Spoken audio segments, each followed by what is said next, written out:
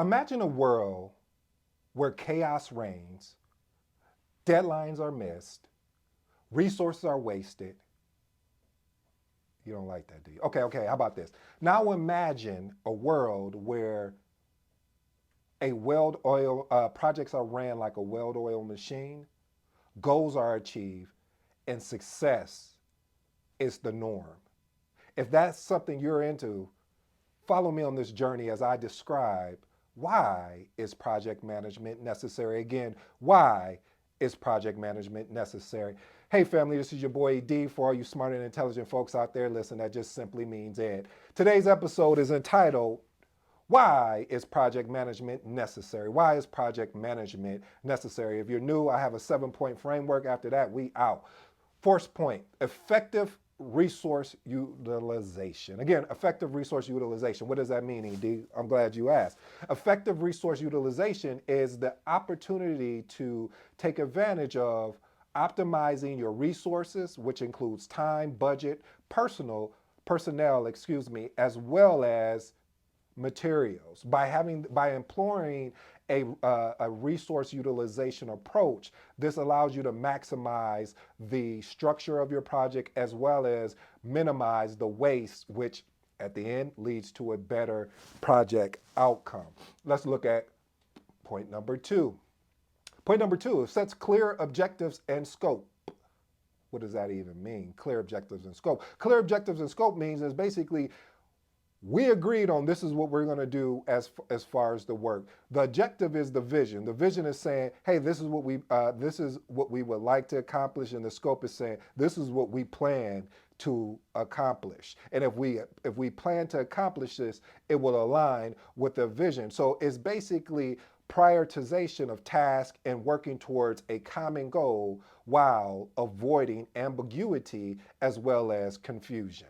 Point number three, stakeholder satisfaction. Listen, family, if you can't take the time to work with your stakeholders to make sure they're satisfied, there's no point of even being in this thing we call project management. There's no point of leading a project team, because at the end of the day, your customer has to be happy with the end result based on all of the planning and organization that you and the team did to ensure this success. So by involving stakeholders and addressing any of their concerns and delivering on the results to meet their requirements, this is what fosters a strong satisfaction for project success, as well as it builds strong relationships.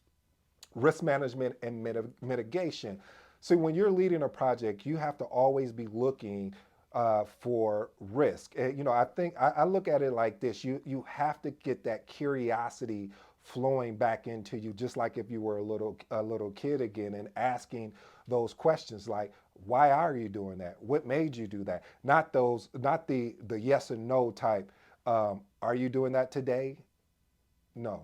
You need to ask those questions that's going to require a full response and not just a quick yes or no type response. Okay, family? So with risk management, you have the opportunity to identify the risk and then put potential mitigation responses in place if this risk turns into an actual issue. Listen, the majority of the reason why projects fails is because your risk register is not kept up, as well as your issue log, and planning to ensure that when these happen, now some risk and issues you can't plan for. I mean, sometimes, let's say for instance, you're leading a project and a resource decides to leave the project or leave the company, and let's say they're a valuable resource, that's something you couldn't have planned for because you didn't. I mean, that was just way out there. You didn't see that one coming. However, what you can do though, family, is just in the things that you're able to discover, like you should be in discovery mode all the time. When people are talking in meetings, just say, hey, I think that may be a potential risk, and all risks are not bad. They only get bad when they turn into an issue. Let's move on. I kind of drained that a little bit.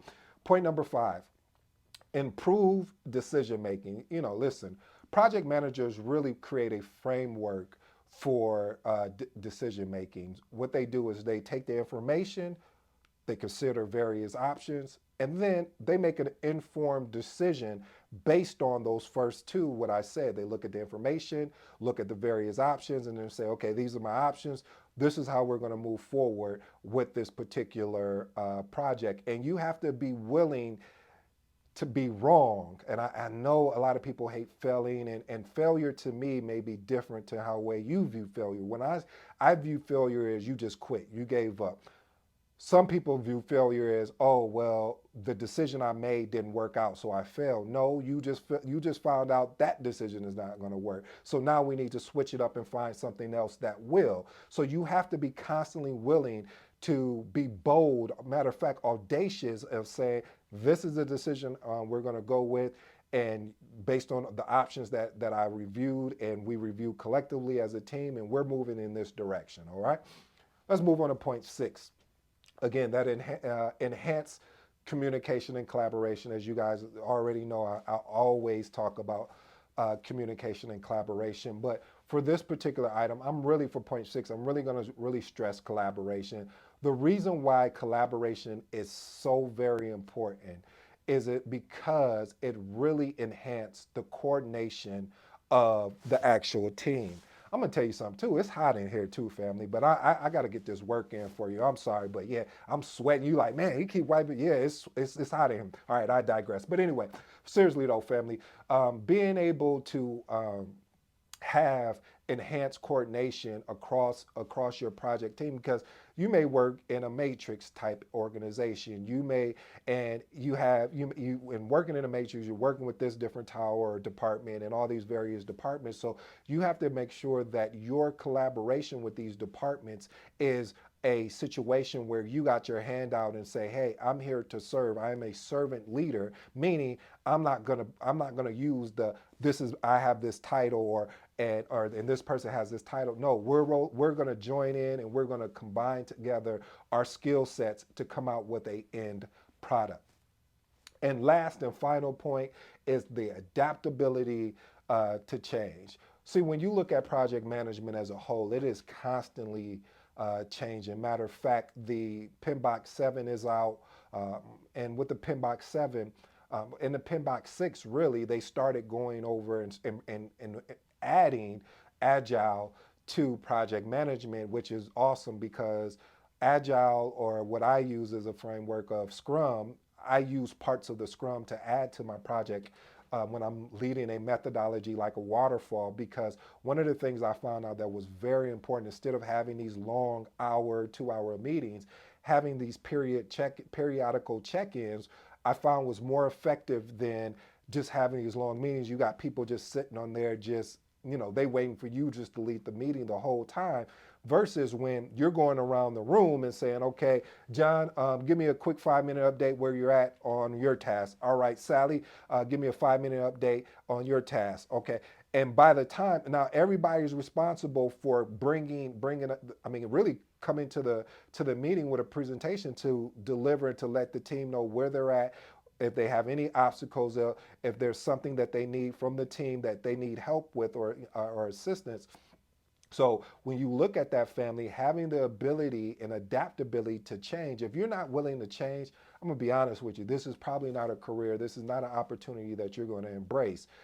But if you're willing to change, if you're willing to be uncomfortable, if you're willing to go through the pains of a project to seeing on the other side the success of the project, this is definitely for you. Well, family, I hope you enjoyed today's episode. This has been your boy D. Until next time, I'm out.